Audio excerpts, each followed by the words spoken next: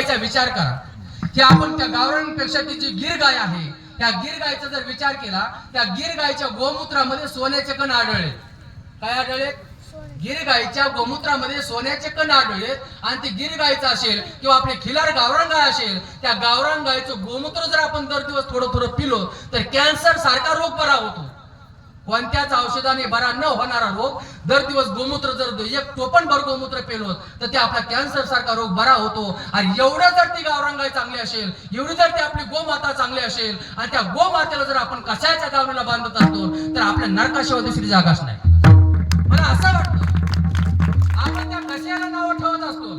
तुम्हाला माहिती आहे का, जेव्हा तुमची एखादी यात्रा असेल, मग तुम्हाला बकरं कापायचं असेल किंवा तुम्हाला कोंबडं कापायचं असेल, कोंबडं कापायच्या अगोदर किंवा बकरं कापायच्या अगोदर तुम्हाला तो कसाई, तुम्हाला तो कापणारा माणूस तुम्हाला विचारतो. काय विचारतो?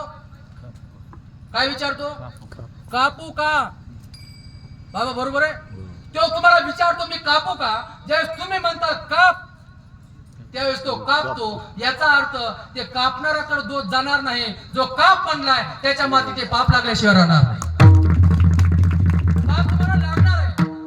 आणखी त्याच्याही पुढे सांगतो, आणि ज्या गायीने तिचं पवित्र दूध आपल्यासाठी दिलंय, त्या गायीने जिवंत असताना जोपर्यंत दूध देत होती एवढं पवित्र दूध आपल्याला दिलंय, आपल्या लेकरा बाळांना दिलंय, आपली तब्येत चांगली केली, आपलं जीवन निरोगी शरीर केलंय.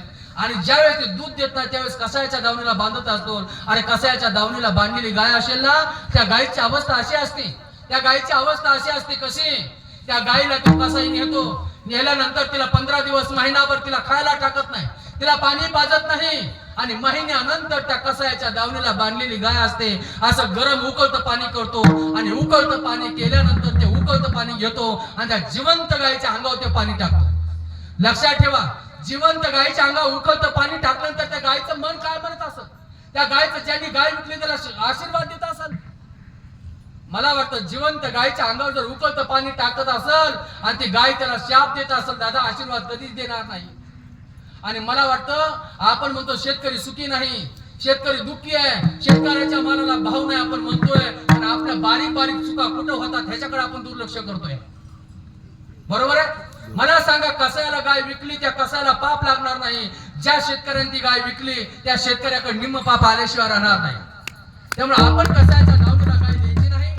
तुम्ही एखाद्या गोशाळेमध्ये गाय द्या, तुम्ही एखाद्या गोशाळेमध्ये गाय द्या. जसं एखादी माय असते, त्या मायला वृद्धाश्रमामध्ये टाकू नका, तिला एखादा गोठा तयार करा आणि त्या गोट्यामध्ये फक्त जाता जाता भाकर फेकून द्या. प्रेमाने ती तुमच्या घरात भाकर खाईल. तसं तुम्हाला जी भाकर झालेली गाय असेल, तुम्हाला ते दूध देत नसेल, कसायाच्या दावणीला देऊ नका. त्याला एखादा गोटा बांधून द्या आणि चालता चालता एखादी वरणीची पेंडी टाकून द्या, तरी तुम्हाला आशीर्वाद देईल आणि मरून जाईल, तशी मरणार नाही. गरम पाणी तिच्या अंगावर टाकलं जातं. तुम्ही म्हणता महाराज जिवंत गायीच्या अंगावर गरम पाणी का टाकलं जातं? तर गाय कापल्यानंतर जर कातडं काढायचं ठरलं, गाय कापल्यानंतर जर